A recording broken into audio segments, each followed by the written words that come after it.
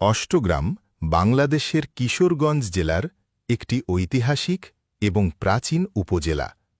এর ইতিহাস বহু প্রাচীন এবং বৈচিত্র্যময়।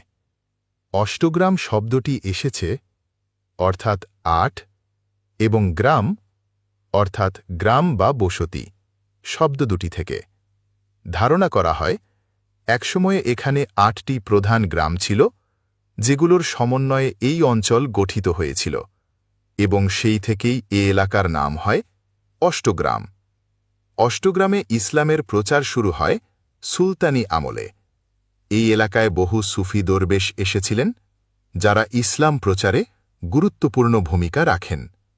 হজরত শাহ কুতুব রাহমাতুল্লাহ আলাইহি সহ আরও কিছু অলির আগমন ও অবস্থান এই অঞ্চলের ইতিহাসে গুরুত্বপূর্ণ অধ্যায়। তাদের মাজার আজও এখানে ধর্মপ্রাণ মানুষের তীর্থস্থান। মুঘল আমলে অষ্টগ্রাম ছিল নদী এবং হাওর বেষ্টিত একটি গুরুত্বপূর্ণ বাণিজ্যিক কেন্দ্র। ব্রিটিশ শাসনামলে এটি একটি থানা এবং পরবর্তীতে উপজেলা হিসেবে স্বীকৃতি পায়।